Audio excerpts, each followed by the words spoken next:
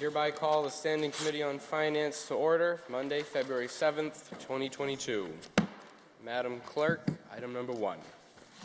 Appointment of Patrick Hill of 39 Patterson Avenue, Brockton, Mass. To the position of Commissioner of Public Works of the City of Brockton for a 3-year term ending January 2025. Invited Patrick Hill, Interim DPW Commissioner. Anything I can hear. She had to remove the mask. Commissioner Hill? Councilors.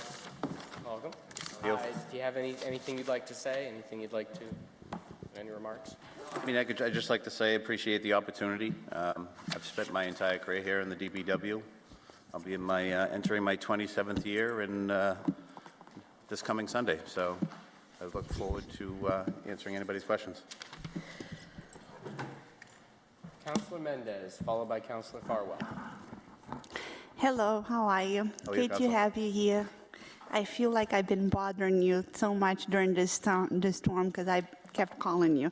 But thank you so much for being so responsive and to help the people that were at need during that crazy storm.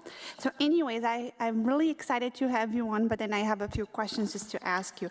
So what are your priorities in this department? Because you have a huge department in the city, and you're even in charge of decorating the city during Christmas, which I find it so unique that you even have to worry about that. But what are your main priorities? Because I know it's an exciting year.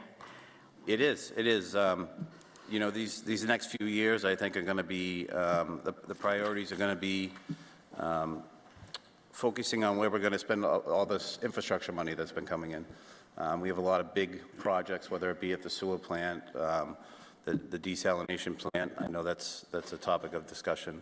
A lot of infrastructure money coming out for water main improvements, sewer main improvements, stormwater improvements. So, you know, my main priority is going to be getting that money together and getting those projects out as quick as possible, because you know the lead time on some of this stuff to complete these projects can be a year or more. So right now that's going to be my primary focus, and to get my staff properly trained.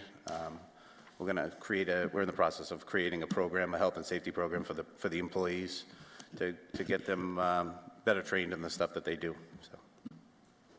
Yeah, and the other question that I had is regarding the snowstorm, the big one we just had. I felt like I was calling you every minute during that busy weekend. What can we do as a city to improve? Only because I feel there's some parts of the city that the streets are very narrow, and then the plows, you had an issue on Winthrop, I think, that the plows couldn't get through, and then cars are still parked. I've been trying to notify the police department for them to come and inform those people that either they had to move those cars or would get towed. But what can we do to make it better so that when the next storm around comes, then we'll see a better outcome, hopefully? I mean, plowing is you know, with parked cars is always the biggest issue with us when we're out plowing. You know, we notify people. We had plenty of police details in that night. We towed a lot of cars, but people go and they pick up their cars and they bring their cars right back to and park them where they were. I mean, this storm is kind of difficult to compare to the rest. I mean, we don't generally get 28, 29 inches of snow. There was a period of time, you know, 4 or 5 hours that the plows couldn't even move. It was, you know, impossible to see. So. When they did get back out there was, you know, 13, 14 inches of snow. They were trying to make up what they could, but, you know, there were a lot of people out on the roads at that time, too. So we lost our police details due to an incident that the police department had. We were working around vehicles, trying to get what we could moved, but when you're trying to push 14 or 15 inches of snow, it really limits how far back you can push it.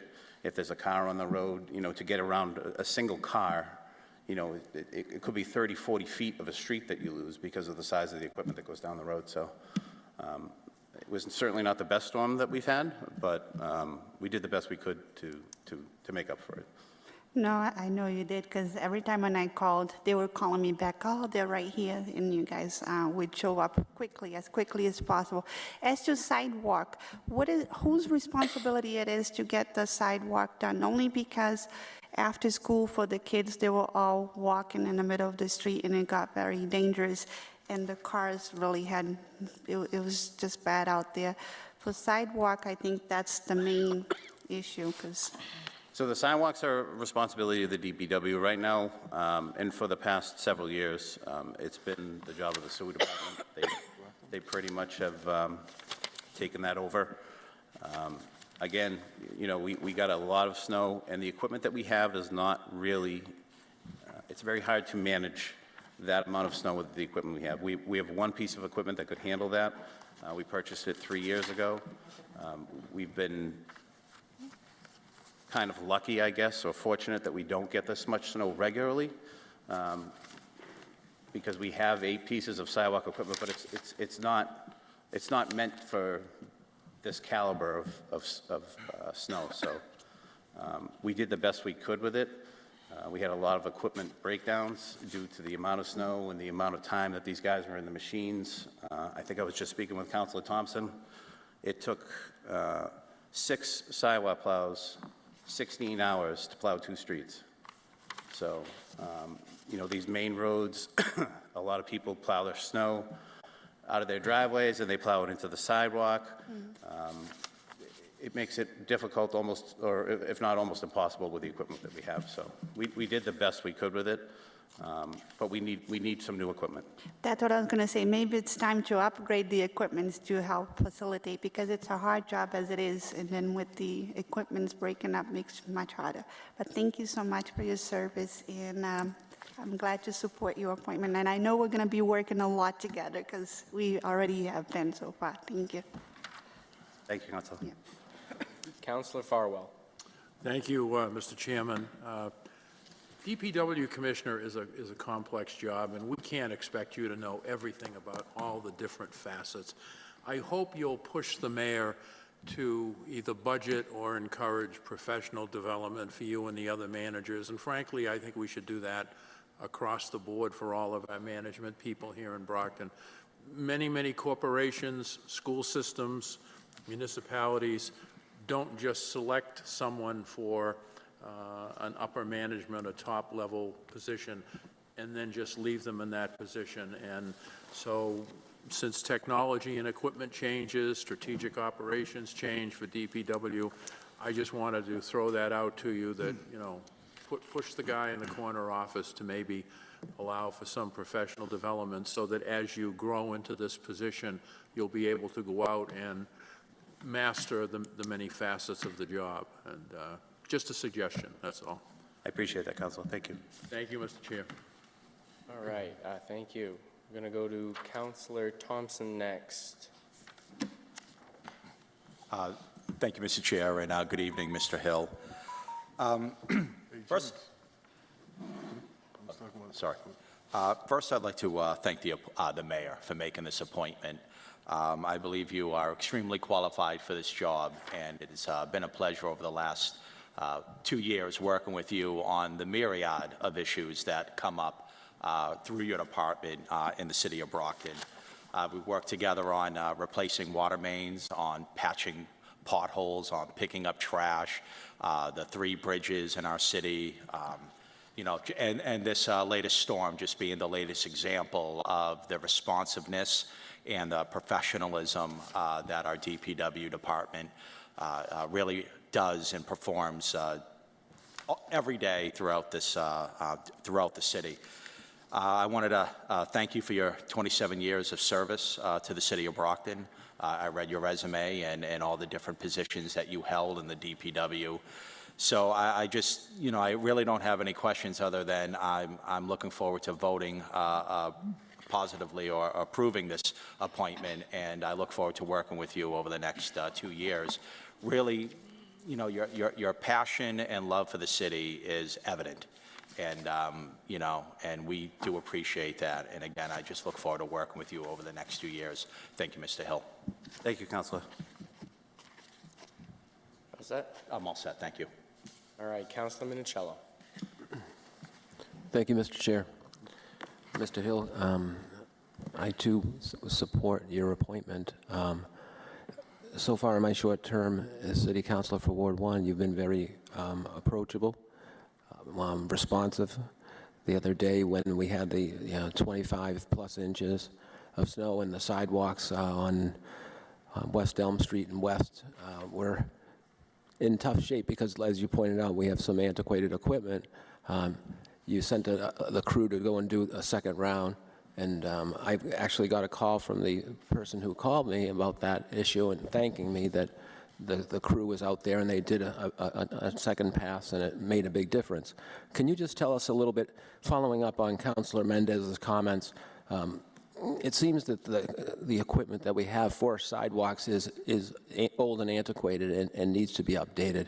What type of equipment do you need, and what are we talking about in terms of an investment to bring it up to current times to handle a cleaner pass first time around rather than have to go back 2 or 3 times with those sidewalk sort of triangular plows that sort of just push rather than snow blow? So the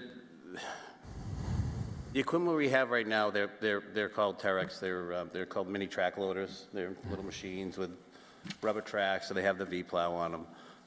We have some snow blowers for those too, but those machines are not meant to handle more than a foot of snow. And a foot of snow might even be pushing it. In order to update those, I think we would have to invest. We have one machine that's only a couple of years old. I think we need to have 3 more of those machines to get on each quadrant of the city, so that at the very least, we can start with the bigger machines and then clean up with the other machines. Those machines with no attachments, no V-plow, no snow blowers, are $145,000. And those are the only machines that are narrow enough to fit in the sidewalks that we have in the city. They're 51 inches wide. I mean, I've seen some of the other towns when I go from my home to work, and I've seen some of the equipment, and they do a nice clean job. You know, the first pass around, I'm very impressed with how cleanly cut and immaculate it really is with that new equipment. Yeah, towns are very fortunate. They don't have many utilities in the sidewalks. They don't have as many traffic lights as we have. They don't have as many telephone poles as we have. They don't have the traffic equipment that sits in the sidewalk, the poles, the lights for the school zone lights. And our sidewalks are very, very narrow. Sidewalks in towns tend to be a lot wider. And they also have the ability to throw the snow right on people's front lawns. I don't necessarily think that's an option in some of these sections. I don't think we can go up and down Main Street and throw the snow into people's buildings. So it would require us to blow it out in the street and try to get rid of it from there. Yeah, I mean, I understand Brockton certainly has a number of obstacles. We have so many, like you said, traffic equipment on the sidewalks, like in front of West, there's a lot of equipment. But there's so many kids, that walk on these main roads in Brockton, all over the city. Court Street, North Quincy Street, Center Street, certainly Pearl, Oak, West Elm. I mean, these are main drags, and there's tons of kids, and we don't want to see them walking in the street because something bad is about to happen. Especially on an icy day. So whatever that investment needs to be to make the sidewalks safer and cleaner, I think we have to have the discussion on it, or be open to it, and have a dialogue between your office and certainly the council and the mayor. So yeah, and I will public safety issue that I have met with the CFO, with the superintendent of schools, and with the mayor to discuss this. I did present them with the cost for this equipment, and currently we're looking throughout the budgets to try to find some money to get some of that equipment together. Again, thank you, and thank you for your cooperation. You've been a gentleman dealing with you. My pleasure to support this nomination. Thank you, Councilor. All right, Councilor Rodriguez? You? Okay. Councilor Azak? I don't know. Councilor, I'll take. Good evening, Commissioner. Congratulations. Thank you, Councilor. I have to say, your resume is impressive. It's what I like to see. You've worked almost in every department, I think, in the DPW, and you've worked your way up, just like our previous Commissioner Rowley, and I appreciate somebody who knows the city, and obviously you're here during a time that's probably the most difficult for a DPW commissioner right after a storm. So we did receive record number of inches of feet, and I know you're always responsive. You've done your best, and that's all I can, myself and my constituents can ask for, and I know you helped us out a lot. Anytime we call you, you're very responsive. So I just want to congratulate you on your officially becoming the commissioner. So congratulations. Thank you, Councilor. I was very fortunate to have a good mentor, so. And he's here in the gallery. Commissioner Rowley's here, so we're lucky to have him serve us as well. Thank you. Thank you. Thank you. Councilor D'Agostino. So, go ahead. Oh, you want us to keep going? We're gonna keep going. No, I basically, because I knew she had asked before I did, because I. You gotta Go say ahead, that. go ahead. Let the new guys go. Go with Councilor D'Agostino. I think when we're down to 13 councilors, I think I'll get to my turn. Camera show my gray hair yet? Thank you, Councilor Rodriguez. And, yeah, geez, you're the chair in the subcommittee, right? Yeah, Whatever you wanna chairman, call me, whatever. Councilor. Okay. So first, I want to thank you for being here and congratulate you and tell you, of course, it's my pleasure to support your appointment. And I definitely want to thank you for your efforts during the storm. I, like many other counselors, blew up your phone quite a bit with folks that had reached out with issues and concerns. You got right out and got people out there every time, and I really appreciated that. Actually, I had one gentleman who called afterwards and said that the people that came around the second time deserved a raise. They did such a good job. If it's my understanding, and this kind of does get to a question, that all the routes are kind of subcontracted out, correct? All the roads? The plowing routes. We have currently 110 pieces of contracted equipment, and citywide, we have about 30. So primarily, most of the roads are done by 2 contractors or 1 contractor and 1 piece of city equipment, so. Okay, all right, so we have, but it's not all DPW employees out during the storms. We have No. contractors that we contract Correct. out to. Yeah. Okay, and I was just curious, because we've heard a lot in the news this year about the shortage of drivers, plow drivers in general. Did we have any trouble finding contractors or the drivers to man that equipment, or was that not an issue? So when I first became the director of operations, working for the commissioner directly, when I first started really getting into the snow plowing piece of DPW, at that time we had 150 pieces of contracted equipment. Over the years, we've seen it dwindle. We certainly would welcome more equipment, but people are hesitant to sign up, whether it be they can't get the drivers for the equipment or the wear and tear on the equipment. Right. It's something that I think everybody struggled with around here. So, the other communities, the Eastons, the Stoughtons, the West Bridgewaters, East Bridgewaters, a lot of people are struggling to get people. So. Right. Do you think that driver shortage that's kind of been happening this year in any way impacted what we were able to do with this storm? It definitely had an impact on this storm. Yeah, I mean, when you go from 150 pieces to 110 pieces of equipment, you're basically shorting a piece of equipment in every single route. There's 55 routes in the city, so one piece of equipment has a huge impact on a route. Yes. Right. Okay, that makes sense. Thank you. And I was curious too when you were talking with Councilor Minicello, we talked about to get the correct equipment for the sidewalks. They're about $145,000 a piece. How many of those ideally would we own? Ideally, we'd have 8. Okay. We like to put 2 pieces of sidewalk equipment in each quadrant. We do give or take about 23 miles of sidewalks. So it would be perfect to have 8 pieces of those, but I mean, right now I would settle to have 3 more. Right. And when I said $145,000, just so that we're clear, that is just the tractor. That is not the plow, that is not the blower, that is no attachments, just the tractor. So a tractor with a snow blower on it is $180,000. Wow. Okay. All right, yeah, just to kind of have an idea. And I think it's just worth mentioning, you know, and again, you guys were great about getting out on any issues that I reached out to you about, and I know everybody else has kind of indicated that too. And for folks at home who may not know this, because I know I didn't until recently, we have about 300 miles of road to plow in this city every time there's a storm.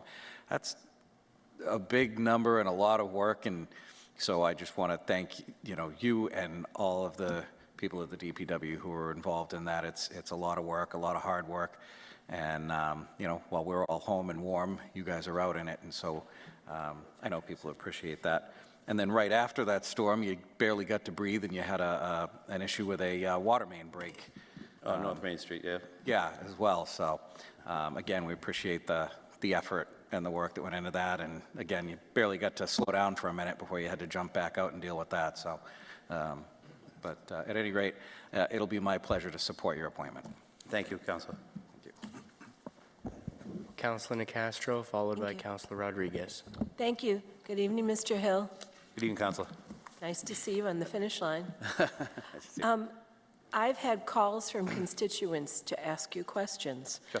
And so now that I have you in front of a microphone, talk with me for a minute about the bridge on Grove Street. I've got constituents who are interested to know when the repairs will be made. Was it last year? Then Commissioner Rowley told me it would take about 2 years to get this work done, and it would be several $1 million.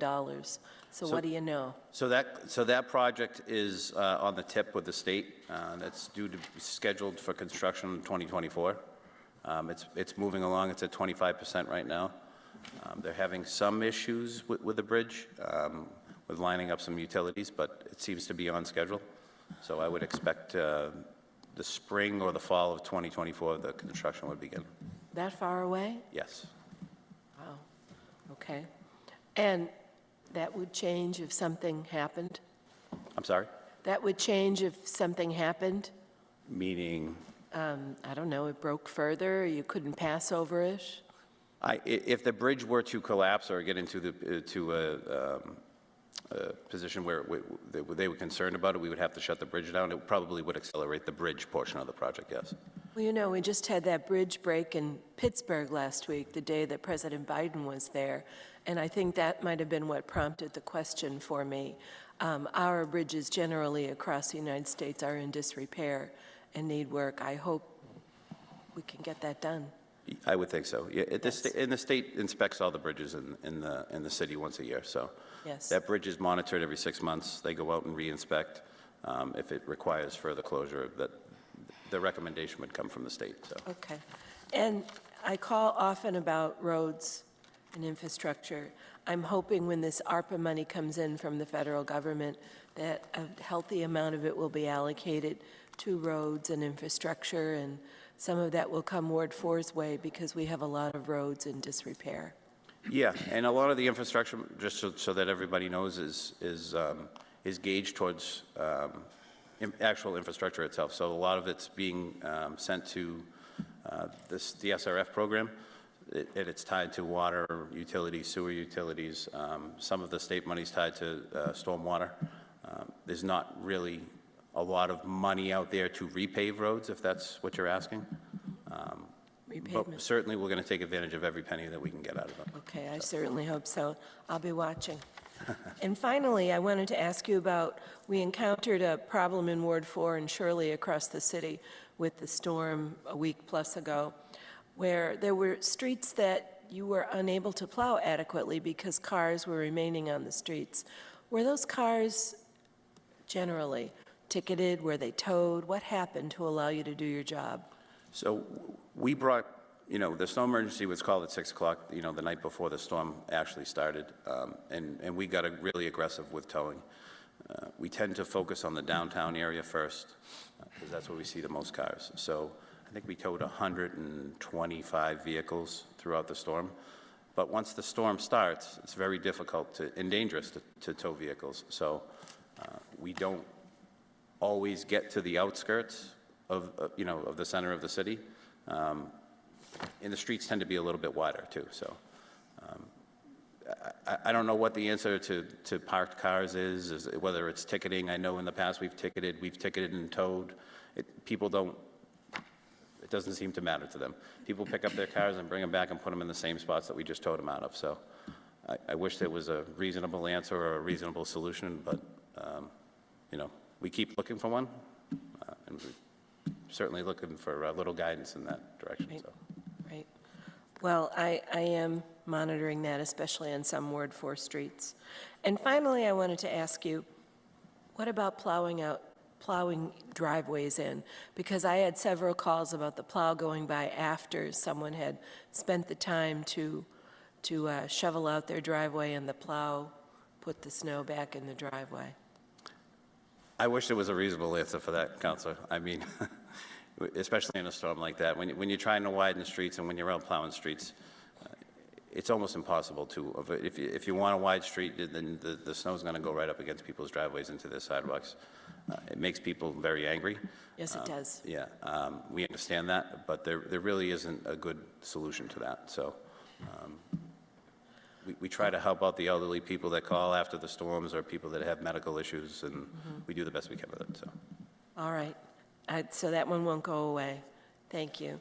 I understand that CFO Troy Clarkson would like to say a few words. Sure. Any objection, councilors? No. Seeing none? Thank you, Mr. Chairman, and thank you, Councilor, for the recognition. I am not on the agenda for this item, but I felt compelled to get up because I work closely with right now acting and hopefully permanent commissioner every day. And so I just wanted to heartily endorse the mayor's appointment and tell you I've been working with public works professionals for 30 years, and I've worked very closely over the last 3 years with Pat, first in his role as Director of Operations and then as Interim Commissioner. And he has a level of professionalism and responsiveness, the sort of accolades that I've heard from you tonight as elected officials I share as a member of the leadership team here in the city. So I just wanted to offer from my perspective as a colleague that the kinds of attributes that you see as elected officials I see on a daily basis as a colleague. And so I wanted to get up and share that with you and endorse the mayor's appointment. And thank you again for the indulgence. Thank you. All right, Councilor Rodriguez. Ready? That's interesting. Mr. Hill, how are you? How are you, Counselor? I wanted to bring something up that we discussed the other day when we were talking about the raises for the department heads. And one of the things that I actually mentioned is that often we have, you hear this all the time, we can't find qualified people to take the jobs in Brockton. That's why we got to do X, Y, and Z. And I hope that the folks that are sitting here and the folks that are watching us at home can see that given an opportunity. You started in DPW doing As a meter reader.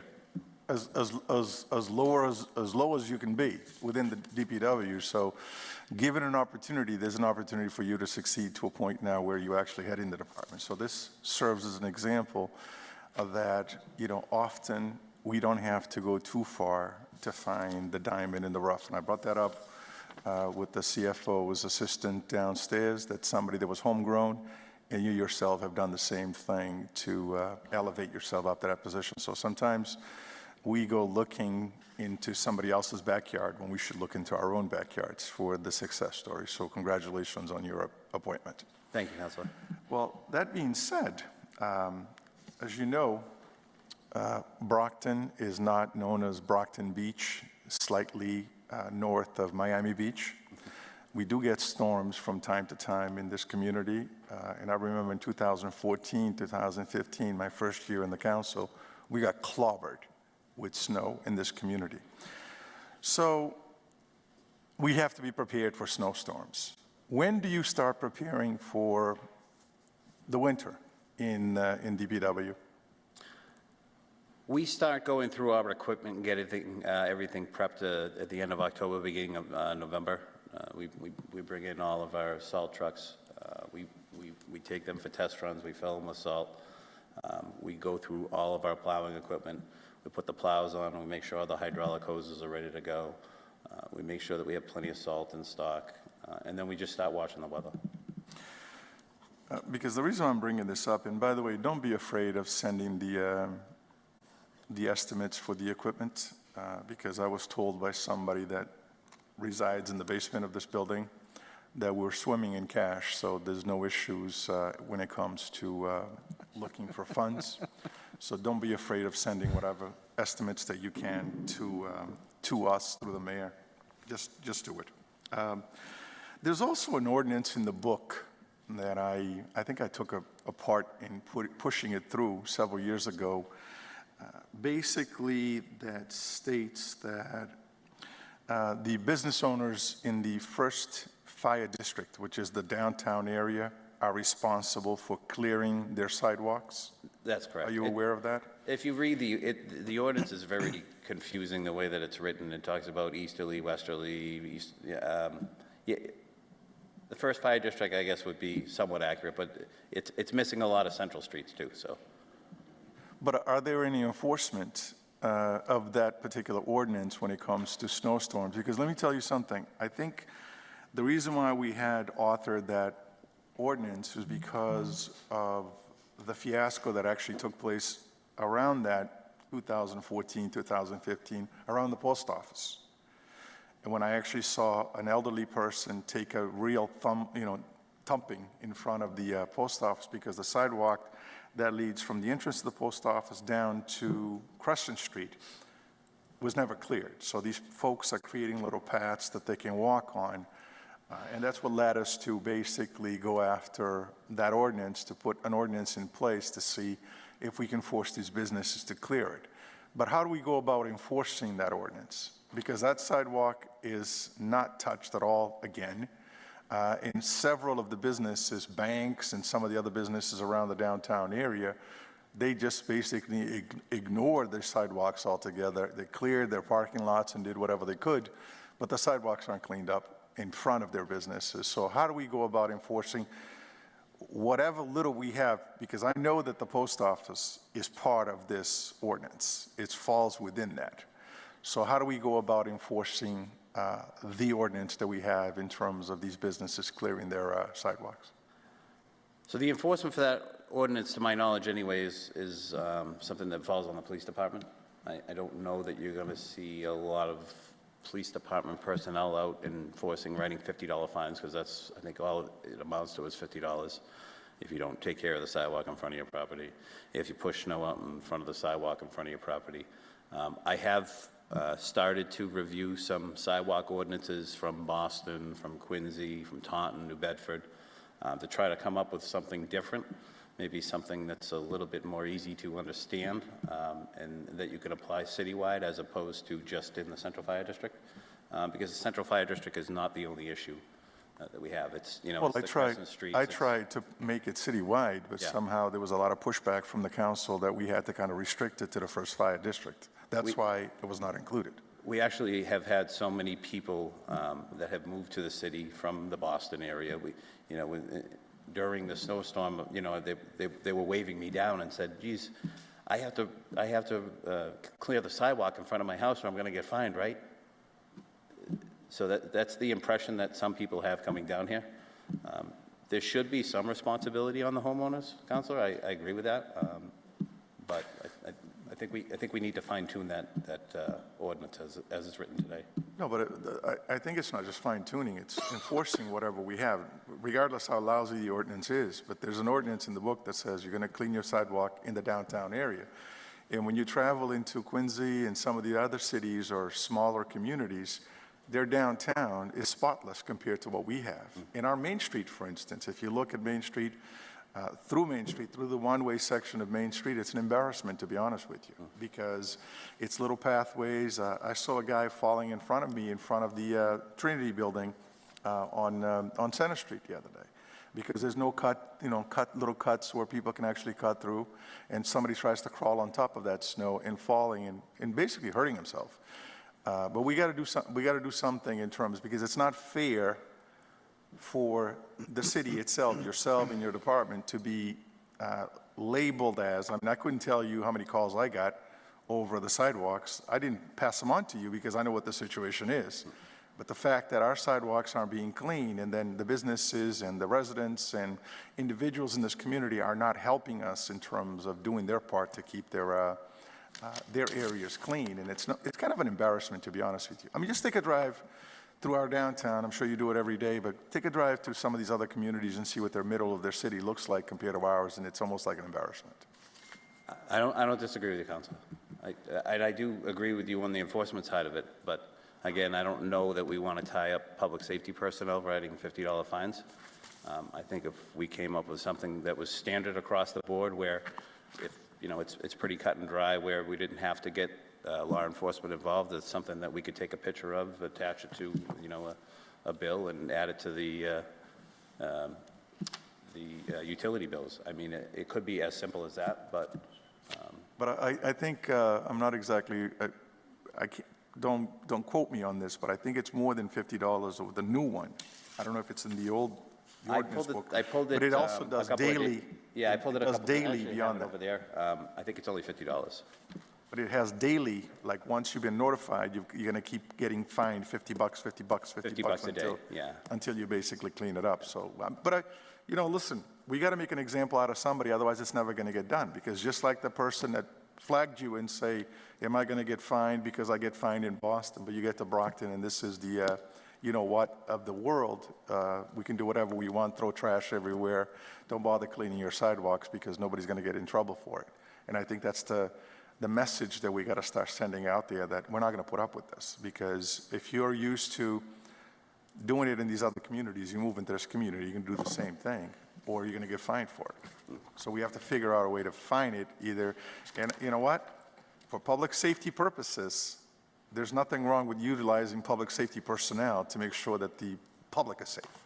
And I don't think it's a matter of, not having the time to utilize the public safety personnel. I just think that they're very busy as it is, and I don't know that I could put a phone call in and say, I want to fine this person $50 during a snowstorm for plowing snow into the sidewalk or not plowing their sidewalks in.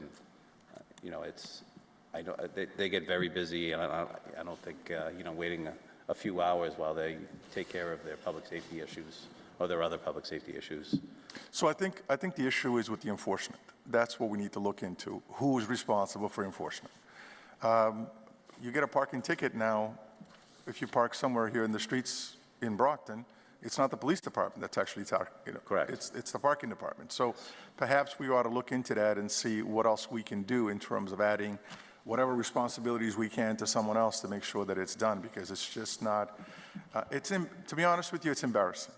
I was in one of the other cities the other day, and they're spotless compared to the way we look. So in hopes that we can put that into effect as we move forward with this particular stuff. Thank you, and congratulations again. Thank you, Councilor. All set, Councilor? Mr. Chairman, just through you to my colleague, I know he mentioned a few times about other cities being spotless, so I was in the city of Cambridge, and it is spotless, but it's because they pay a lot of money to get the snow out of their city, so maybe that's an idea that we could look at, ship the snow out of Brockton, and that way we don't have to worry about if it's in the street, if it's on the sidewalk, or we can work on being spotless too. So with that being said, I make a motion to recommend this appointment favorably back to the full city council. Second. Councilor, we still have two councilors who would like to speak on the item. Okay. If you would like to speak on the motion, Councilor? Yes, I'm going to go Councilor first. Tavares. Yes, All right, thank you so much to have you. We are lucky to have you. You've been doing amazing work. I'm here today on behalf of Ward 2. As far as like reader knows, this snowstorm day, I get tons to call. Even I was like, oh my God, as you know, I'm still new, trying to figure it out, everything else. I was like, I never knew if it was that bad. Because Ward 2, basically, they feel like, they been neglected for everything. I know, understand, you just saying like, the car they park on the street, and, but if it's any other way, how can we kind of do more for Ward 2? I'm talking on behalf of Ward 2 because that's why the message is from, because it's looking so bad, and especially like we have a lot of elderly. They call, they say they couldn't get out because the street has been cleaned so horrible. And I don't know how, like, if you get this position for us to collaborate it and partner toward it to kind of provide the best quality of a service. I appreciate it. That's all I can have to say it. So, I mean, it's just, every other word's the same, Counselor, just so you know. I mean, when and this storm, it was difficult to gauge against every regular storm. You know, we don't generally run into these problems.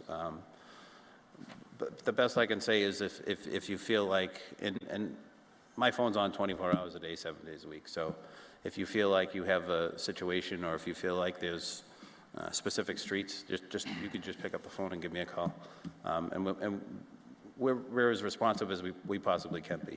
So. Basically, like everybody must call, like it doesn't, so many streets, like, like I said, all Ward 2. They feel like, we always been neglected. Yeah. And, if you can cooperate more, I appreciate it. Yeah, no, it's not just Ward 2. It was a citywide problem, trust me. Yeah. It's, we're not picking on Ward 2. All right. Thank you so much, and I hope they get considered this position for you. Thank you. All set, Counselor? Yes. All right, Counselor Teixeira. Thank you, Jim, and thank you, Commissioner B. Thank you, Counselor. What a test, huh? I just want to congratulate you for taking this hat, and I know you got a lot on your plate, but together, we can do a better job. I got calls like all the other council did, but what can we do together when we get another storm like 25 plus inch of snow together? What can we do to plow the street better and the sidewalk? It's all our concern. It's the I mean, with the amount of equipment that we had known, this has been a concern for a while. You know, when we rely heavily on contractors, which we have and we traditionally have for a long time, when we see a storm like this, we're as prepared as we possibly can be. But we're nervous, because especially when you get into a situation where you have 5 or 6 hours of not being able to do anything, and then hopping right back into plowing and having cars all over the place and having cars abandoned in the middle of roads. What can we do better? I don't know. I don't know if it's a matter of us maybe, adjusting our plow rates or try to find better ways to attract contractors to get them here.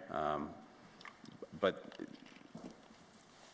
with the amount of equipment that we have now, if we had another storm, I'm afraid we'd be almost in the same situation. We'll be in the same situation. All right. Like Council Moses said, we got plenty of money. We got a pool. And presented to us. So to see what we can do to make sure we can purchase better equipment, new equipment, make sure that if, I hope not, but if near future we get another 20-something plus of snow, that we can do a better job, especially on the plow, on sidewalks. I know it's hard because you got the telephone posts, you got the traffic light, you name it, you got it all. But if we can do a better job on next, if there's a next storm of 20-something inches of snow, if we can do a better job, really appreciate that. And honestly, Councilor, I mean, we probably should have looked a little harder at doing some snow removal. We didn't take a real long look at that because we were more focused on opening up streets. But snow removal is always a possibility. It's just a very costly option. All right. And thank you for your appointment. And I'm here to support you. Thank you, Councilor. Thank you. You all set, Counselor? I'm all set. Thank you, Chair. Thank you. A motion to recommend favorably back to the full city council. Second? Motion's been made and seconded. All in favor? All opposed? Thank you, Mr. Hill. Thank you, Mr. President. Have a final vote on your appointment next week, but congratulations. Thank you. Good luck. Good luck. All right. Madam Clerk? Appointment of Monique Screenberry of 126 Torrey Street, Brockton, Mass. to Zoning Board of Appeals alternate member for a 3-year term ending January 2025. Invited, Monique Screenberry.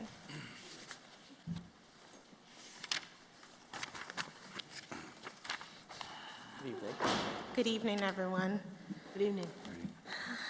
Have anything you'd like to say to the counselors, or? Yes, thank you. First, I want to express thanks to Mayor Sullivan for nominating me for the zoning board as an alternate member. I also want to extend thanks to the committee here tonight, allowing me to give this opportunity to speak. As has been stated, my name is Monique Screenberry. I am a homeowner in Ward 3 and a longtime resident of the city of Brockton.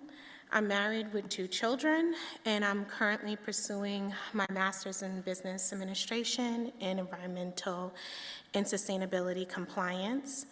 I've obtained my Master of Science in Communications and a BA in Sociology and Philosophy. I currently work in utility as a program manager of corporate citizenship.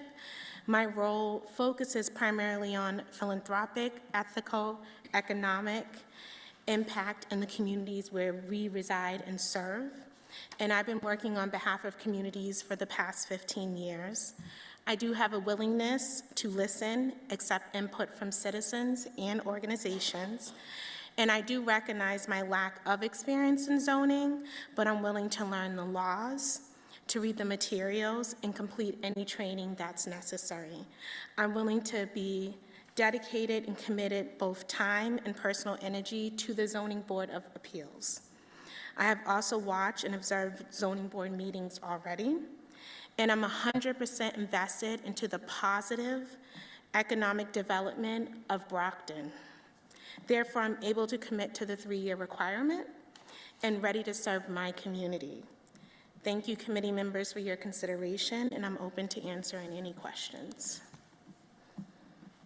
Counselors? Counselor Thompson. Thank you, Mr. Chair, and good evening, Ms. Screenberry. And what I'd like to do is thank you for stepping forward and volunteering for this very important board. I was a former member of the ZBA, so I just want to let you know it does take a lot of time. We have meetings every month. Sometimes that agenda can be 15 items deep. So it is a time commitment. So just be aware of that. And we thank you for stepping forward and, volunteering for this position. Just a quick question. You did briefly state that you had no real experience in zoning. Do you have any experience looking at plans, whether plot plans, engineering plans, just looking at plans and understanding them? When I worked at a community health center in Mattapan, we went through a $32 million capital campaign, and I was part of that project from the beginning, from conceptualizing it. We did have to go, towards zoning around that because we were building in the Mattapan community, and there were certain height restrictions and other things like that. So I have a limited experience, but whatever I don't know, I know I can learn it. Great, and I have no doubt that you'll be able to. Just a piece of advice, we have our chairman of the zoning board is extremely experienced. You shake your head, I'm thinking he's probably reached out to you already. Just have a nice conversation with Chief Gallagher, and he was a great mentor to me when I sat on that board, and I'll know he'll be the same for you. So thank you again for stepping forward, and I look forward to working with you on a myriad of zoning issues in Ward 5. Thank you, ma'am. Thank you. All right, you all set? All right. Motion to recommend favorably to the entire city council. On the motion. On the motion, Councilor D'Agostino. Thank you. So again, I want to thank you for coming and being willing to serve. Just being a Ward 3 resident, I reached out to you earlier, and actually it was nice to catch up. It's been a few years since we saw each other in passing, dropping our kids off. So, again, I know that your experience is limited, as you said, but then again, a lot of us didn't have experience as counselors when we were elected to serve in these roles. I didn't have any experience as a school committee member when I was elected to serve in that role. So, I think I'm glad to see you step up and have an opportunity to, as we were all given, to be an engaged part of our city. It's a time commitment, and I appreciate your making that commitment, because it is important that we have, people willing to step up and do that. And I do want to share one part of our conversation that I think really hit the nail on the head. I asked you why you wanted to do this, and your answer was that you care about the economic development and growth in our city, and that you're committed to making sure it's a win-win. And I think that's really important. It's got to be a win all around for everybody involved. So you're certainly in it for the right reasons, which is important, I think, to everybody, that we have people serving who are in it for the right reasons. And maybe I'm slightly impartial because I am glad to see Ward 3 residents getting involved. But so at any rate, I'm happy to support your appointment, and glad that you're here, and thank you for your willingness to serve. Thank you. Anyone else on the motion? On the motion. I'm going to Councilor Farwell, Councilor Azak. Sure. Yeah, very quickly, councilors, last November, the mayor and the city solicitor made a commitment that when we had quality candidates who perhaps did not have direct experience with zoning or planning or conservation, they will now, through the law department, make sure that the individual has the basic knowledge, the understanding of the law, and any materials that they need to be able to function properly and make themselves feel comfortable, because it is intimidating to sit with Chairman Galligan and try to keep up with his expertise. So I think, given her background and the fact that we now, for every appointment that the mayor makes, the law department will follow through and make sure that that appointee again, will feel comfortable in their role. I think that speaks well of our city, and I'm glad we've gotten to that point. So we welcome you. Thank you, Mr. Chair. Thank you. Councilor Azak. Thank you, Mr. Chairman. I would just like to say to Ms. Screenberry that I appreciate your willingness to serve and your willingness to learn. And it's a constant learning process no matter where we serve, whether it's here as city councilors or on our boards and commissions.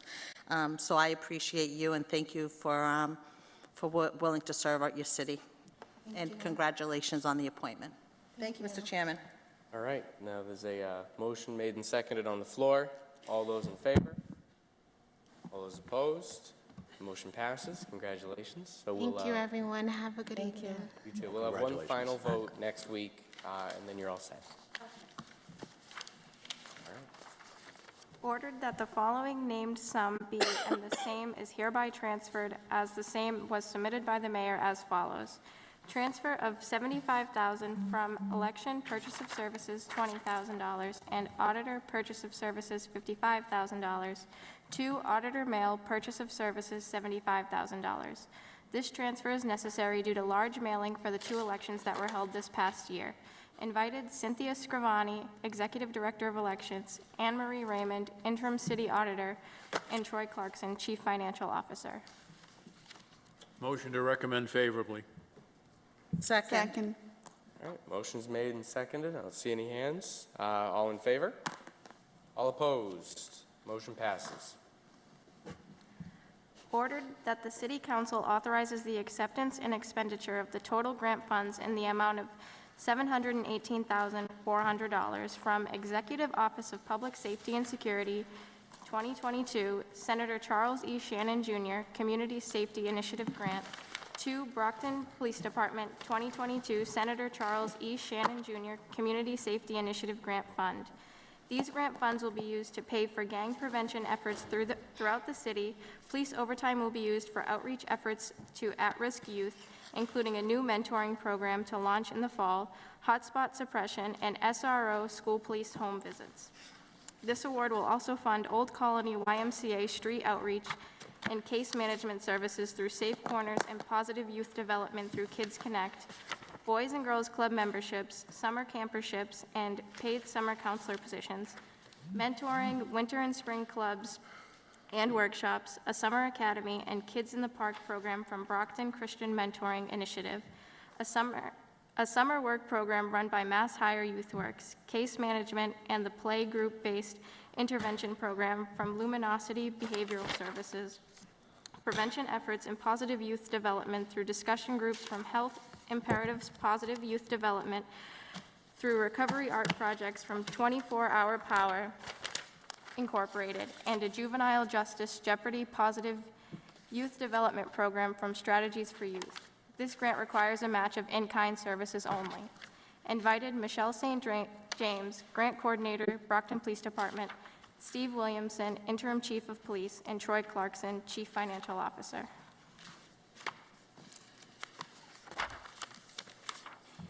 Mr. Chair, thank you, councilors. Since Anne Marie just went through all of that so well, I just wanted to take a minute to talk about how Shannon did last year. We served directly 377 youth, and they received Shannon services. Given that it was COVID and that 377 kids got in-person services, we're pretty happy with that, and we hope to improve upon that this year. Last year, we had an award of $648,000. We're up to $718,400 this year. Every year with Shannon, we're told you can ask for a certain percentage more, and if they feel your application reaches that level, then they will give you that amount. This year, we were lucky. Not only did we get the amount we asked for, but there was a little extra money from EOPS for suppression, which is a good thing because I shorted suppression this year to put services elsewhere, so it worked out. And then the big thing with Shannon is getting kids and their families to know about services. We have all of these wonderful partners in Shannon, but we have to make sure that kids know about it, and more importantly, we have to know that parents know about it. The biggest way we do this, we have two. One is Safe Corner Street Outreach. They're in the schools, they're in the streets, they're interacting directly with the kids, and that is the biggest gateway we have to get kids in. Also, obviously, you know, our steering committee helps, the schools know, but then another way for parents to learn is that we do school resource officer home visits.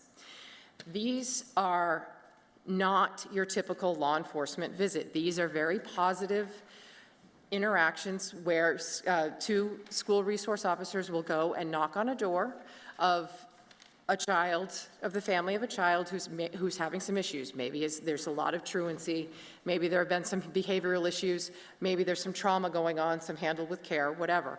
There is absolutely no obligation on the parents to open the door. There is nothing, there is absolutely no discipline being talked about here. This is just a way to talk to the families and to the kids and say, hey, how are you? What's going on? You know, we have the Shannon program that has all of these wonderful services. You all have a handout that has both a flyer from Safe Corner Street Outreach and then also has the form that the school resource officers fill out when they do a home visit. This information obviously does not get shared. Our research partner gets de-identified versions just so that they can do the statistics, that's it. But you can see there's also a sheet that is handed out. It isn't quite ready this year because I'm still working with partners to make sure I have the descriptions of their programs right. But it describes each program that is available, and it is left with families. And so they can follow up with me. We do require that there is follow-up on the part of the parents, and that is a huge barrier. Some parents just aren't going to do it. Some guardians, they're just not going to do it. But it is a victory any time that door is opened and a conversation is started. So that's how we get kids into the program. And then from there, we try and get partners to work together, and they do. And we also try to get kids involved in multiple programs because it helps. The more the kids can do, the more of their needs are met, the better we all are. So, any questions? All right, I've got three hands, so we're going to go Councilor Azak, Councilor D'Agostino, Councilor Mendez. Good evening, Ms. St. James. Good evening. This is great, and I think from my 9 years on the council, I believe this is the largest amount we've ever received? There might have been a larger amount in the very beginning, many moons ago, but it's the largest in quite some time. Quite some time, which is good to see. It's always good to get great grants in here, and you do a great job working on them and getting the city what we need. And I also always say we have so many resources in the city, but the most important thing is getting the information out to the public. And I think this is your flyer that you've supplied us with is really great. And this is really exciting, so I look forward to sharing some of this information. I appreciate all you do, and this is really a great program. I know at one point,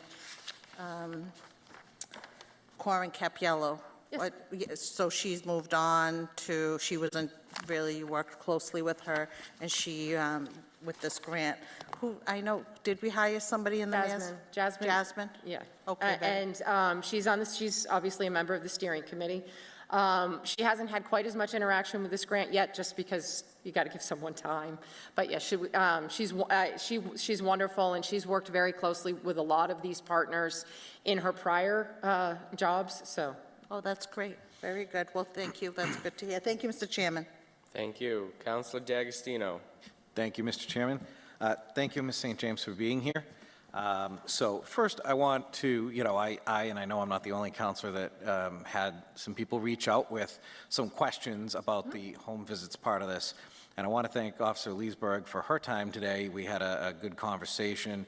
Also, Superintendent Thomas, I want to thank him for his time as well, because I took some time to speak to both of them about this, as I know you're aware. A couple of things that I think are worth highlighting, and forgive me if you covered some of this, but the SROs that go to the homes, they're plain clothes, correct? Yes. And I think that's an important detail as well. They're not showing up uniformed officers, it's plain clothes. Correct. And No, this is meant to be very casual and just, we're here. And again, there's absolutely no obligation. There's no punishment for anyone if the door isn't answered. It's just considered, okay, they're not ready to talk to me. That's fine. Right, and I think that's an important element too. There's nothing forceful about this program. If the guardian, mom, dad, what have you say, sorry, we're not interested, then okay, we're out of here. Correct. And if you change your mind, let us know, right? So I think that's also really important for folks to know. And also that, and again, correct me if I'm wrong about any of this, but because we had concerns, I want to make sure some of this is said for folks to hear. The goal of this is to try to intervene early before there are issues where you now have engaged with law enforcement on that side of things, right? Is that correct? Shannon itself is meant to intervene with youth who are at risk for gang involvement. So obviously the goal is to get to the kids, to help them, to give them the services they need before they do join a gang. So it is strictly, this is preventative and interventionary. Right, exactly. And like I said, parents don't have to. And some of the things that come out of this, again, and I just want to reiterate this, Boys and Girls Club memberships, summer camp camperships, counseling positions. Again, it's all about making sure that the families know what services are available. Hopefully they'll take advantage of it, get their kids into these programs, and get that student back on the right track, or keep them from starting to go down the wrong track. So again, I understand that there were some of the folks that had concerns, but hopefully when they hear all of this, they'll realize that, that this is a good program and that these are not in any way going to be confrontational or law enforcement engagement or anything of that sort. And I did want to do one more thing, and I want to thank, again, Officer Leesburg, because she actually gave me permission to basically say to anybody, if you have questions about this program, if you have any concerns about it, she'd be happy to also receive your emails and respond to you, Nancy@BrocktonPolice.com. So she said it would be perfectly fine with her if I gave out her email address and encouraged people to reach out to her with any questions or concerns about the program. She's very sincere about that, and actually, so that she doesn't get mad at me, I just want to mention that she is now the handler of a comfort dog who will occasionally be going out on these home visits.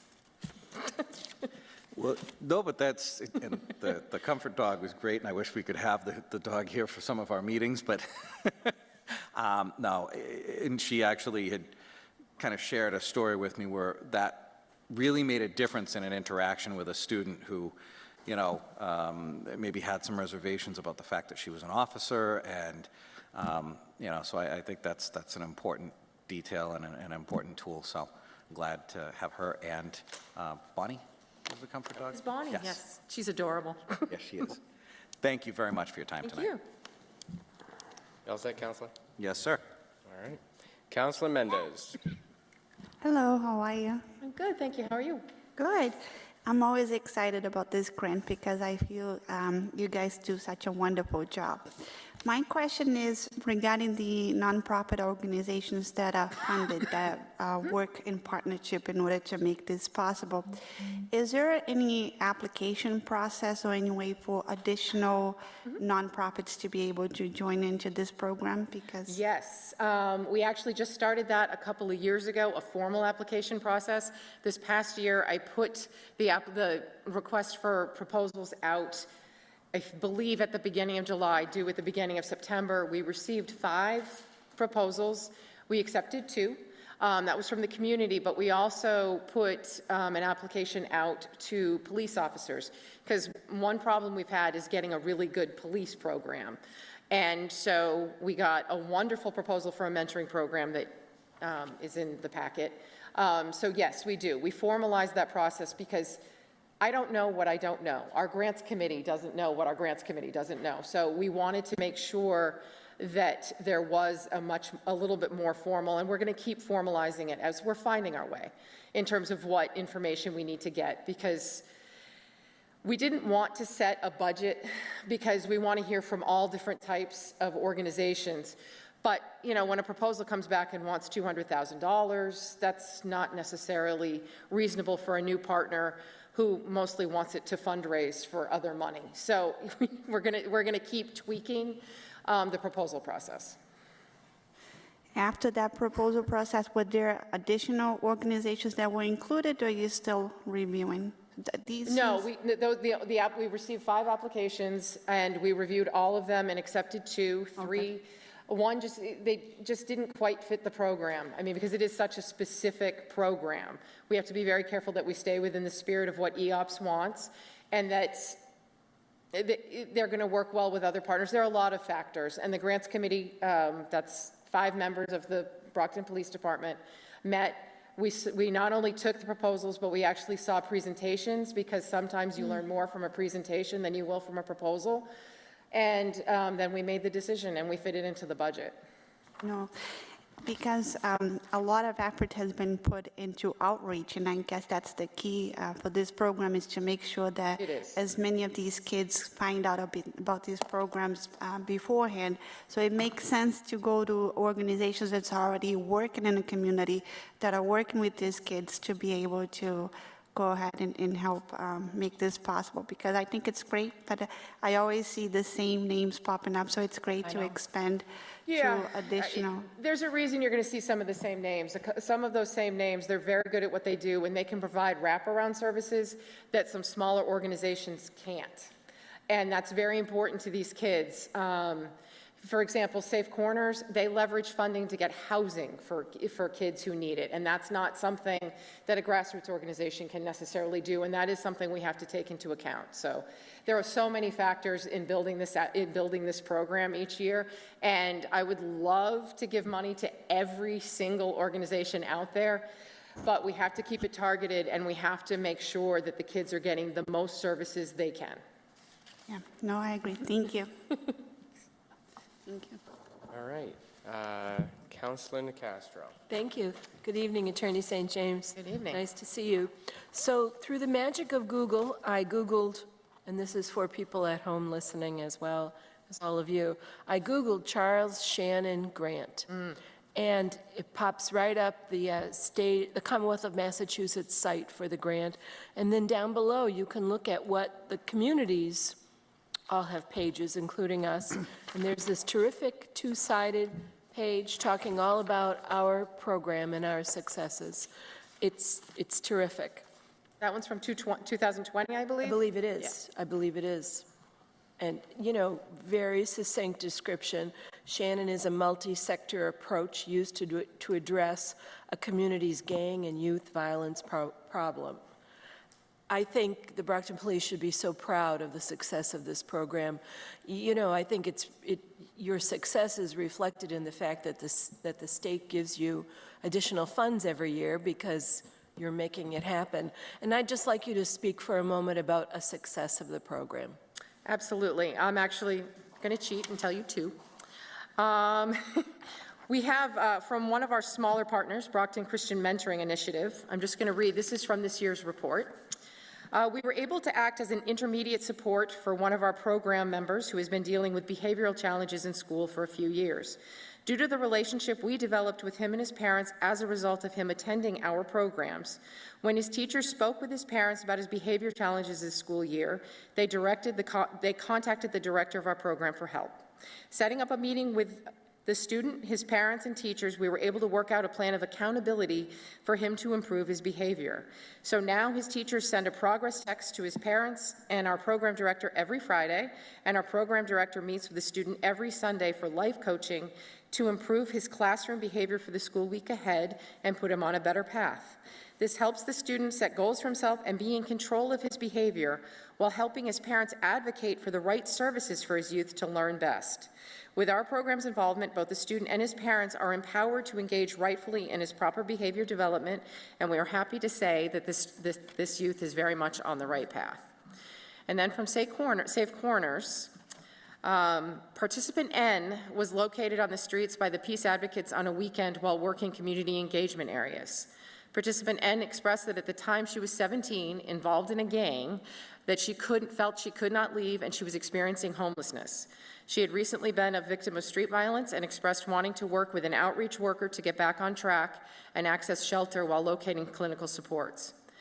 Her Safe Corners case manager immediately connected her to a mental health clinician and established a safety plan with her while also providing meals and basic needs support. After working with her case manager, participant N followed her safety goals, has left the gang, and located safe housing. She's continuing to work on her wellness and has remained connected to programming to assist her in her new journey. She stated, "I never felt like anyone cared what would happen to me before, and you guys showed up when I needed some help." These are two very different stories. One is of at the younger age of Shannon, which runs 10 to 24, intervening before they could get down the path. The second is of someone who was very much down the path and was brought back. And that's what Shannon does. It does both, and it does it both well when you have the right partners. We're very lucky to have good partners. And it's funny, a captain was walking by my office today when I was talking to someone about favorite grants, and he said, "How could you have a favorite grant?" And I said, "How could I not?" And this is it? Yes. Sure. Thank you so much. Thank you, Mr. Chair. All right, thank you. Councilor Tavares. Oh, hi. Hi. Hi, good evening. Thank you so much for sharing this with us. I just have 3 questions. Okay. Actually, my first question is, who's your partner for this grant, actually? For which? Who's your partner? Well, we have this year we're going to have 10. We have 10 partners. Safe Corners is our partner for outreach. Let me get the list. And then we have Boys and Girls Club, who's a partner for positive youth development with summer camperships of 2 kinds, both for teens in Brockton and then for the younger kids out at Taunton and Riverside, also for counselor positions and for annual club memberships. Mass Hire is our employment partner, we've switched to a fall employment program so that we can leverage what they already do in the summer. We're technically a partner because we have advice mentoring and we also do suppression and the SRO home visits and the Brockton Police Youth Academy. Luminosity Behavioral Health Services, they're a new partner. They're doing a very cool program that intervenes with kids and combines martial arts training with case management and therapy. It's going to be great. And then there's Strategies for Youth who are doing a juvenile justice jeopardy.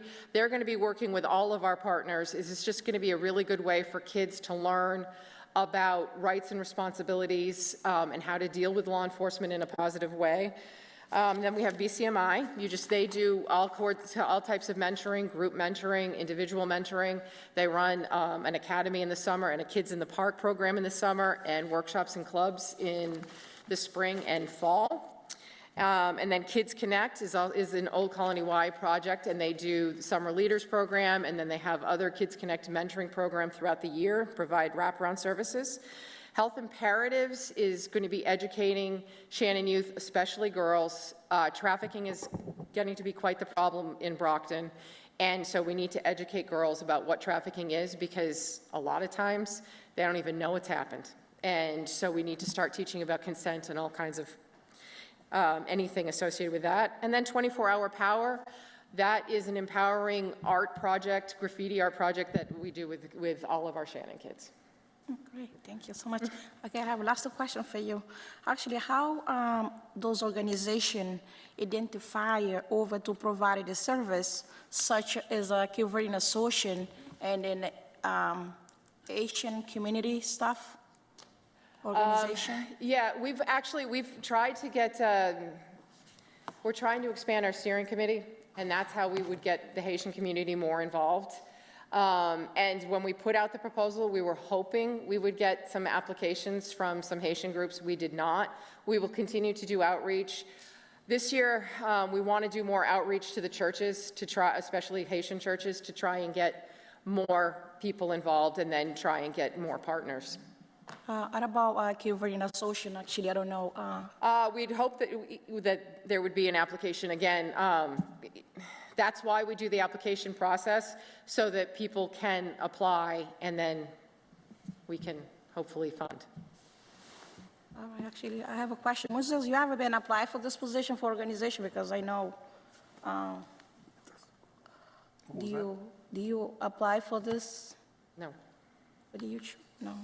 Through the chair, we haven't applied because, to be honest with you, we're focusing on summer jobs and providing employment to the young people in this community instead of sometimes what a lot of these programs do, which frankly could be viewed as babysitting some kids sometimes. And when you're out there in the community every day and talking to the various families that we talk to, we hear point blank that if you can keep my kid busy during the summer months and the after-school months and provide them with jobs so that they earn a living, that they would keep themselves out of trouble. And that's one of the things that we have focused on in terms of doing that.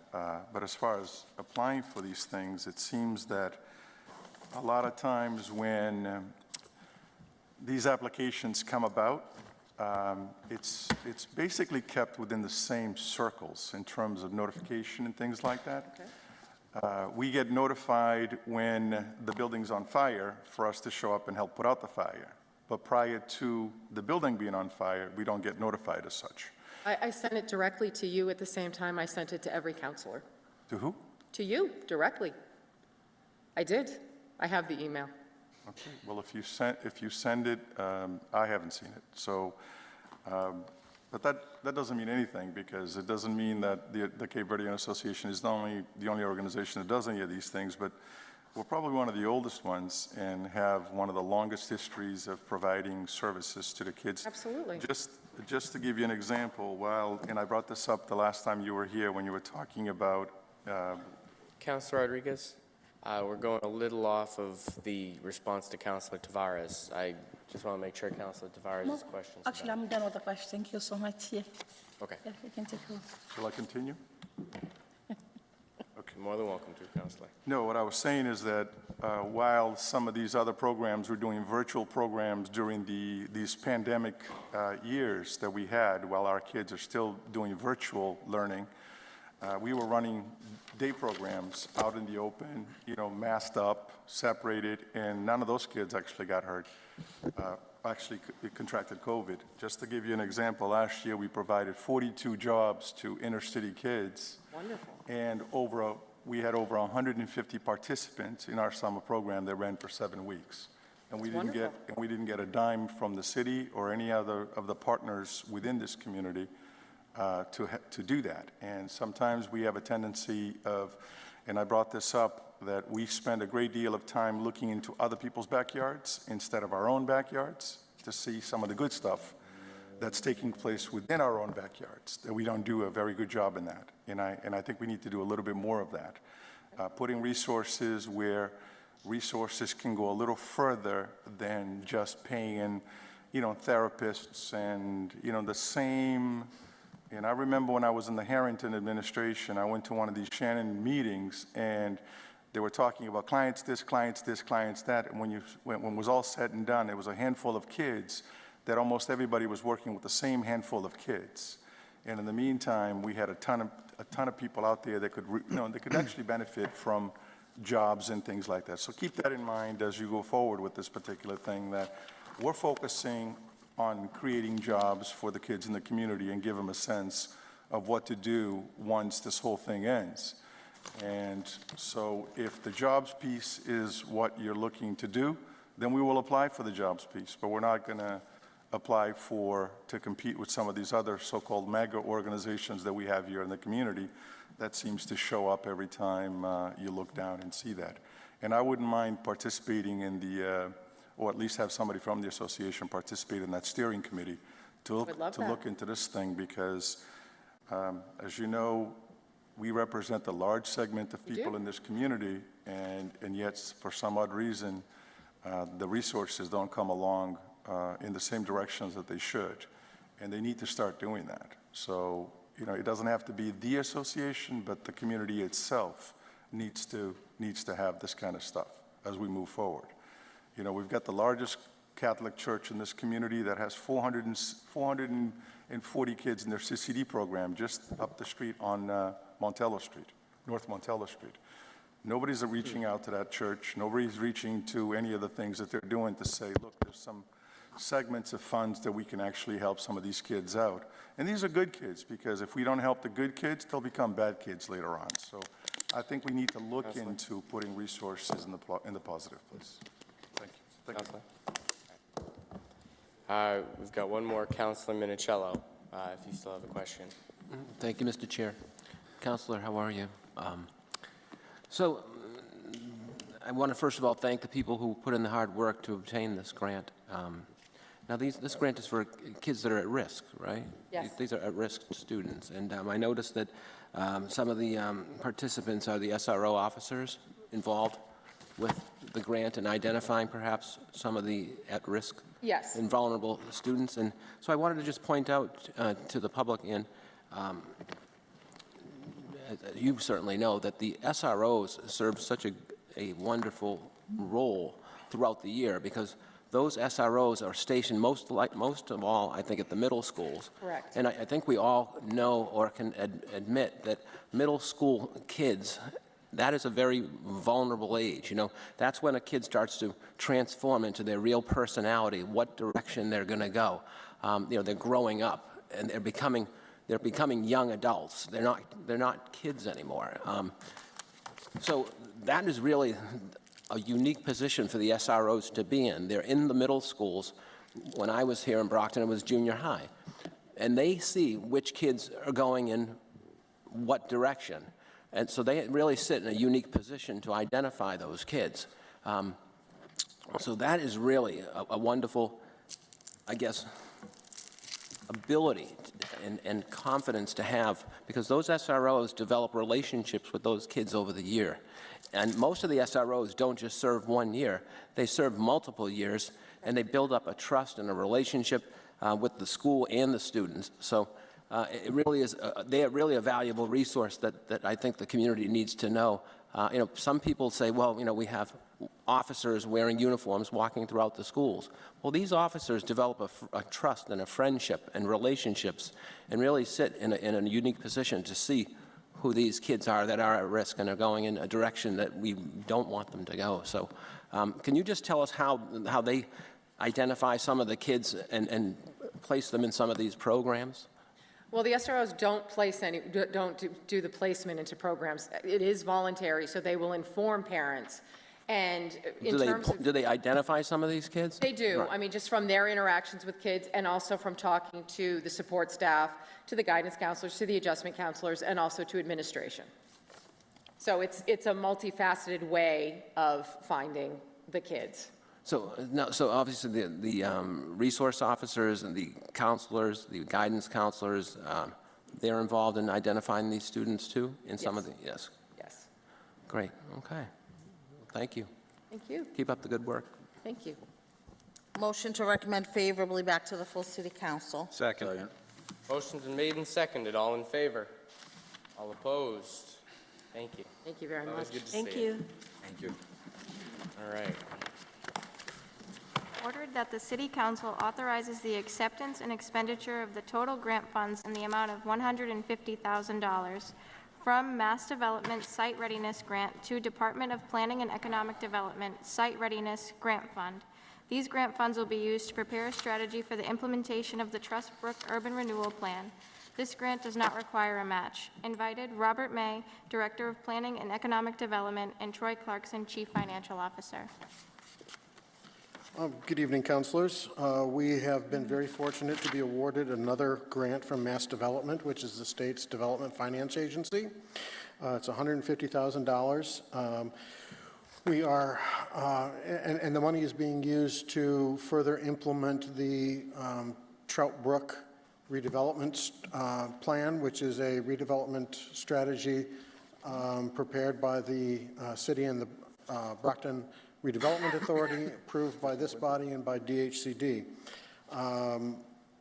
The funds we'll be using will be primarily towards developing an acquisition strategy, which includes better understanding the environmental conditions, what those risks and liabilities will be, and how do we develop a good mitigation strategy, and then a conceptual design and cost estimates for public infrastructure that will need to be invested in over the years to make the project marketable. Thank you. All right. Motion to recommend favorably. On the motion. Councilor Thompson. Thank you, Mr. Chair, and good evening, Mr. May. First, I'm just very thankful that we received this grant.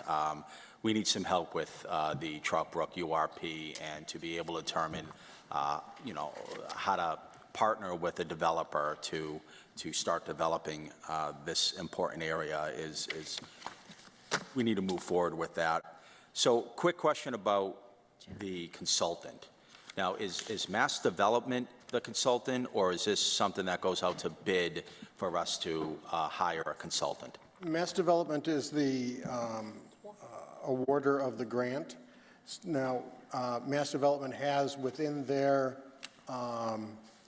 purchasing authority a series of what they call house doctor contractors, and where a house doctor would be appropriate for a particular scope of work, we would certainly continue to work with Mass Development's house doctor. There are some scopes of work that would require additional consulting services, and we would put those out through requests for qualifications, and so it's a public procurement process.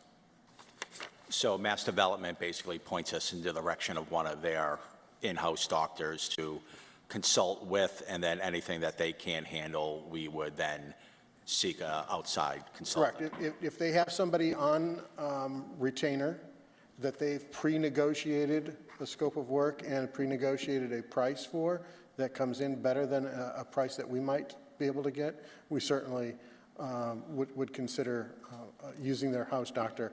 After that, we would go out for an RFP. And so how long do we expect this process to last, when we would have a final work product that we can deliberate on? I'm expecting this grant work to continue through the fall of this year. And then through that work product, we would have a better understanding on basically how to move forward to develop Trout Brook? Yes, we'll have more documentation in which we will be able to apply to the Massachusetts Community One Stop for Growth, which is the state's new funding portal. they make funds available for site acquisition or for brownfields redevelopment or infrastructure investments through that portal. So the more information we have now, the more qualified we become for future grants. That's great. So, yeah, I think you already discussed the scope of services that we're looking to acquire through this process.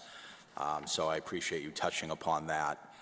Again, this is an extremely important grant. I've said outside of our downtown development, the Trout Brook Urban Renewal District is probably the most important development project we've had in Brockton for over 100 years. So it's important that we start working towards developing this area, and I think this grant will do exactly that. So thank you, Mr. May. Thank you, Mr. Chair. Thank you, Councilor. Councilor Farwell. Thank you, Mr. Chair. On December 28, 2020, the council approved the Trout Brook project, and on or about February 19, 2021, about a year ago, DHCD approved the project. And prior to that, I might add that the city did a very credible job about posting information on the website, having public meetings, diagrams mentioning multi-family housing, flex commercial property. You mentioned having a river walk down there.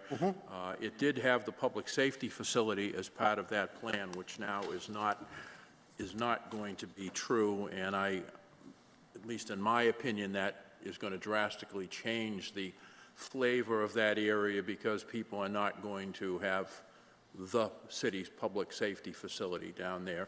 But my question is, since February of 2021, when all of this has been well publicized, do we have any communication from any developer that's interested in that property?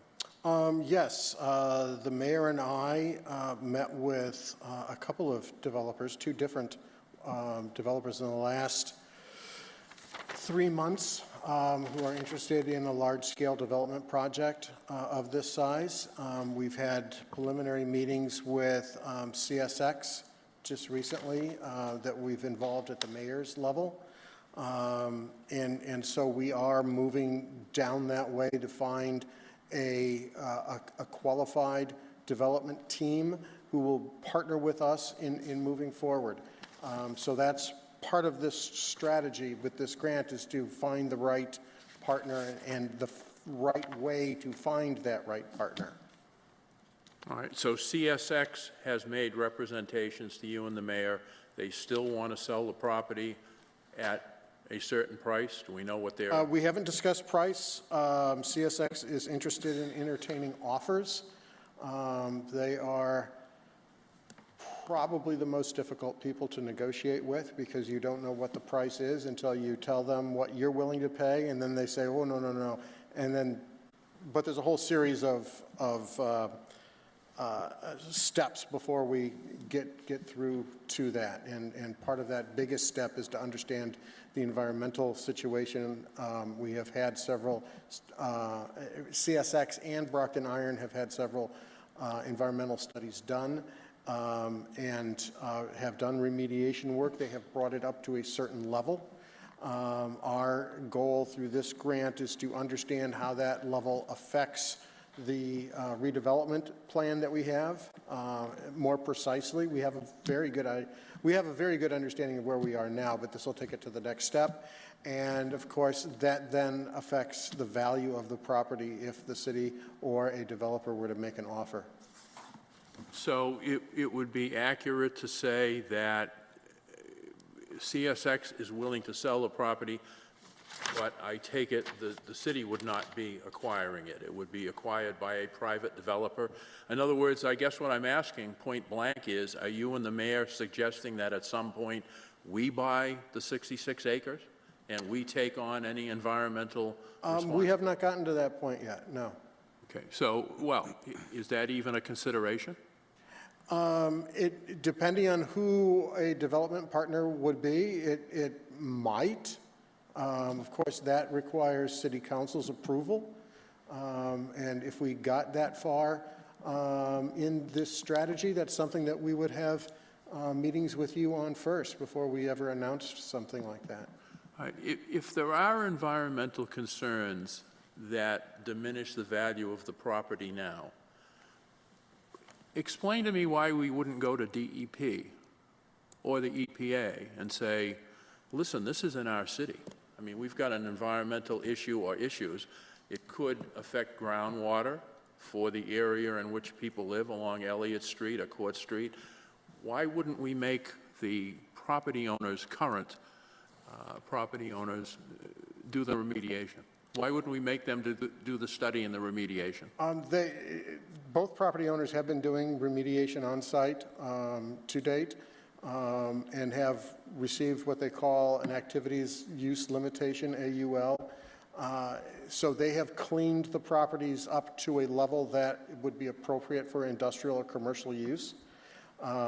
DEP is very involved with reviewing these documents. It's part of the 21E process. So they go out, the consultants and the property owners go out, study the soil conditions, do soil borings, test the water. Those are reported back to DEP. They come up with a cleanup plan. DEP then blesses that cleanup plan. They go out and the consultants implement the cleanup plan.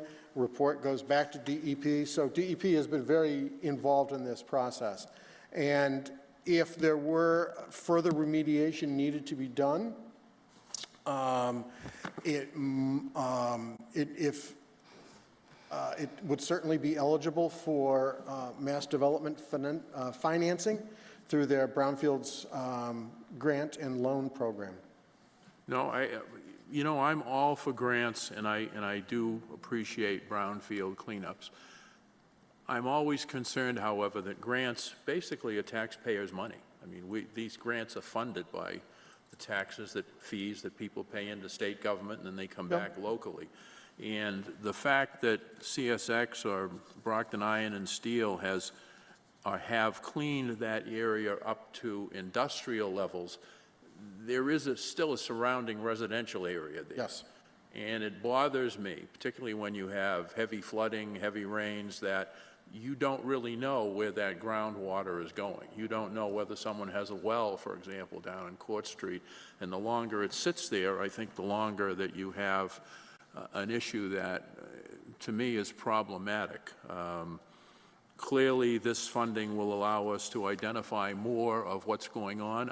So you don't see a problem with CSX or Brockton Iron and Steel or any other property owner giving us permission to have whatever team is selected go onto the property and do test borings and... That would need to be negotiated. Okay. And that's part of the strategy. Okay. I guess the last question, and it's kind of an interesting provision in this contract, it's item number 5, ownership and use of materials. All materials produced by mass development, including without limitation, discs, plans, specifications, reports, manuals, pamphlets, and articles, parentheses, documentary materials, close parentheses, shall be the property of mass development and shall appropriately designate mass development as the owner. Mass development shall make these materials available to the recipient, I assume we're the recipient, yes, for economic development purposes. Upon full repayment of the dispersed funds, ownership of the documentary materials shall transfer to the recipient. So I don't know, I guess, and you're more experienced than I am, what do they mean by upon full repayment of the dispersed funds, we then would own all of those documents, discs, materials that are developed? Sure. First of all, this is mass development boilerplate contract language. There's several clauses in there that, how does this affect us? And it's just in every agreement that we've signed with mass development. In this particular case, it's talking about a repayment of funds. The vast majority of site readiness grants that mass development make have a recapture clause in them, in that, like at the Good Samaritan site, where we've just finished up a land use plan there. If that plan gets implemented and properties get developed, and developers are going to be making money off of that thing, the mass development expects a repayment of some of those funds. And the repayment is based on how much, a trigger property is sold for, and then we subtract out all the costs that we've incurred to make that trigger happen. Generally, it comes down to, zero. But there is still this contractual agreement that Mass Development has that covers and makes the documents available to us, but they are still the owners of those documents. But once we have a PDF copy of it, it says it's owned by Mass Development, we still have access to it. Okay, well, I'm not a lawyer. I know we have some here, but Several. It's just interesting that it says, upon full repayment of the dispersed funds, ownership of the documentary material shall transfer to the recipient. And it just, the way I'm reading that is, you do all the work, you generate reports, manuals, pamphlets, articles, discs, plans, whatever, but we wouldn't have those to use unless we entered into some type of a repayment. And Well, it says in the document that they make that available to us to use for economic development purposes. So they don't preclude us from using that information. It's the actual ownership of the document. And I can't explain it. I wish I could explain it a little bit better. We're allowed to use their materials as partners in this process. all right, thank you, Mr. Chair. I need a lawyer. All right. Well, you need one, you get one. Councilor Nicastro. Thank you. Good evening, Mr. Mayor. Good evening. Thank you for being here. You mentioned before that you and Mayor Sullivan have met with several developers recently. What sort of uses would they have in mind? We are trying to find someone who has the capability of doing a master redevelopment of the process.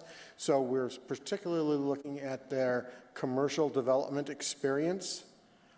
We have been approached by a couple of other developers who are, want to do housing or something like that, and that's not, the majority of this plan is about commercial development. And so we're trying to target that. Okay. And what's the term of this site readiness program contract, the grant agreement? I believe the agreement is, and I didn't bring a copy with me, but it's usually a year or two, but the materials are enforcement for 5 years, so that we have to make periodic reports to Mass Development on activities that we have undertaken. That was my understanding going into it, and the contract does say a term of 5 years, and you do have to report subsequent. But this grant acceptance routing form that was part of my packet says it's 3 years. So you may want to look at that. Okay. Okay. 3 versus 5. Finally, talking about the city gets to use the documents for economic development purposes. I was contacted today by 2 different residents, and they asked me to ask you, let's talk about increasing jobs in the city.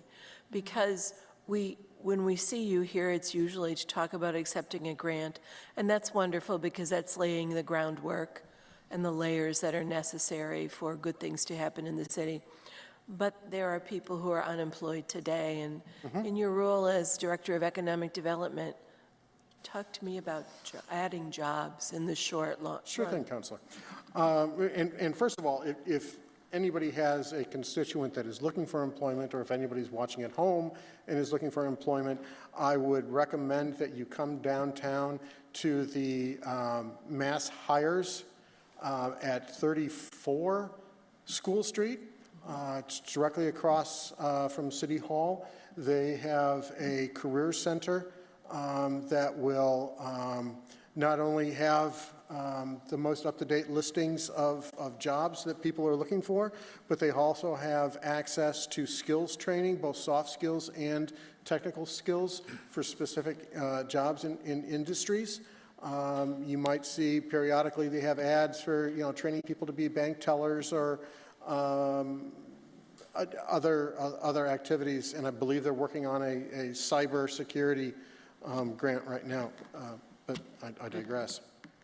With regards to economic development and creating more jobs, the city and this administration has been very active in implementing economic development and both job retention and job attraction. There isn't a week that goes by that either the mayor or myself are working with a local business or someone who is interested in relocating to Brockton, making sure that they have the right resources. The mayor has created a new business outreach person at the Brockton Redevelopment Authority who's working with small businesses, existing businesses, and especially those in the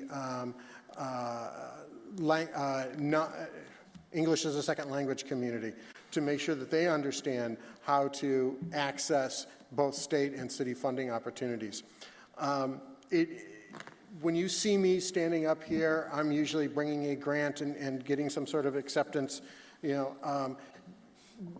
99% of the work that we do doesn't require city council approval, so it doesn't make the agendas. But unless there's a tax deal that is required, or you may see something that goes before planning or zoning that requires some sort of municipal approval.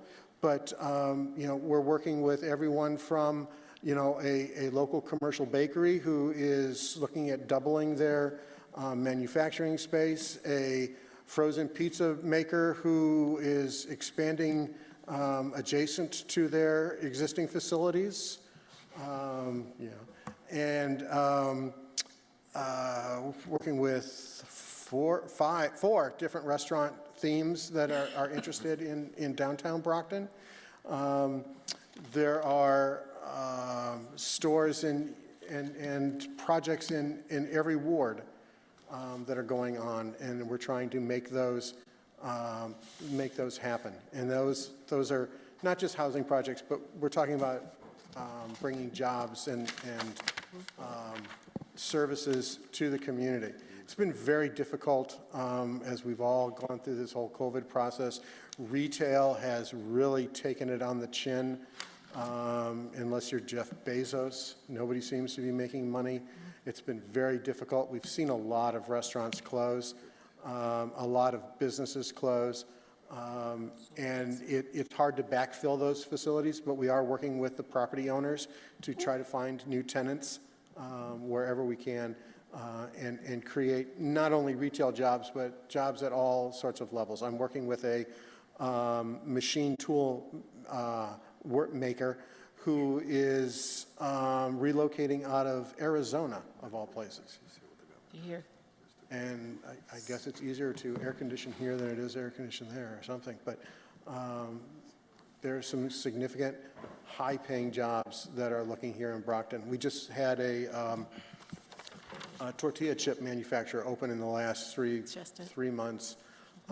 Fantastic chips. And is already looking at expanding. So, Brockton is a really great place to be and to do business. And, we're pounding the streets to make that happen.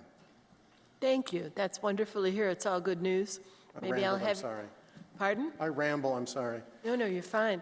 Maybe I'll have you back in a few months to update that information. Please.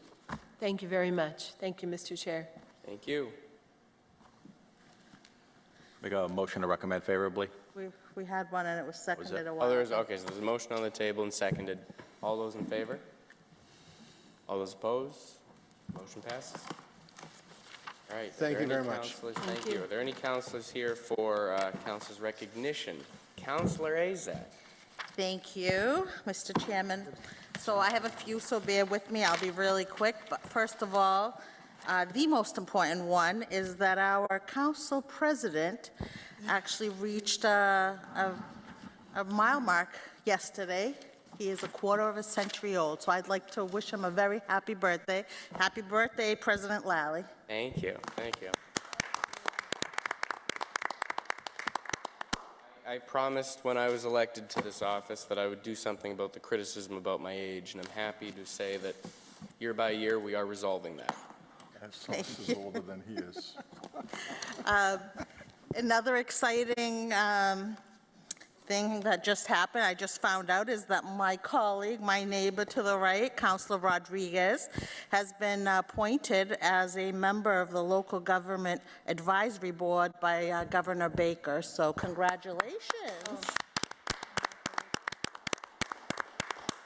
A lot of exciting things happening in the city of Brockton. We have, first of all, I have scheduled an ordinance meeting for Thursday, February 17th at 6 p.m. here in Council Chambers. That will be recorded by BCA. And the ordinance committee members have been notified of the meeting. Another exciting thing happening is Brockton Library Foundation is having a book sale at Brockton Community Access at 1 North Main Street from 10 a.m. to 4 p.m. on Saturday, February 12th. Hope to see everybody there. Lithuanian Flag Raising Day is Wednesday, February 16th at 3 p.m. right here at City Hall. And lastly, we at North Middle School, we are having, throughout the month of February, from 11 a.m. to 3 p.m., we are holding COVID-19 vaccinations. That is for the first shot, second shot, and for the booster. So at any time, if you need more information about anything that I've announced, they are all available on the city website. Thank you. Thank you, Mr. Chairman. Thank you. Councilor D'Agostino. Yeah, I just wanted to wish a very happy birthday to my now 7-year-old son, Evan, who turned 7 on this past Friday, February 4th. So. Nice. We were in kindergarten together. Councilor Mendez. I was going to say. Yes, thank you so much. So tonight we heard the DPW commissioner state that when there's a big snowstorm, it is very hard and it is dangerous to tow the cars in the middle of the storm pretty much. So I want to advise those of you who are at home to make sure that you call your counselors and call each one of us before it becomes a problem. And I'll give you a success story in the middle of the storm. I had 2 people who called me on the Friday before the storm started. And these are problem streets that cars are always parked on the road, on the street, and they never move during the storm, just like we've seen in Ward 2 and throughout the city. So I contacted the police department. The police department went there, spoke with the owners of those cars and explained the situation. They moved the cars. They didn't have to get towed. And then they called me after the storm. I guess those were the only 2 calls that were happy people calling me to thank me that it got plowed and everything was okay, and they were very happy. So you know your street better. Do call your counselors. That's why we're here, and call your at-large counselors too, because we're here to help you before it becomes a problem. And I received a lot more calls of people complaining that they pay high taxes and the street doesn't get plowed right. Yes, but that's because the cars are parked on both sides of the streets and the plow trucks cannot get through. So call us before a big snowstorm, just like you go to a supermarket and you prepare your grocery shopping. Just pick up the phone and call us and let us know. And the police department are doing a fantastic job really getting ahead of this problem. That's the best way to resolve it. Thank you. Thank you, Councilor. I want to take a minute of my own to wish my mother a very happy birthday as well. I'm here instead of there, so I do feel a little bad about that, but Monday's a Monday. We'll make it up to her. If there's no other moments from any other counselor, we are adjourned.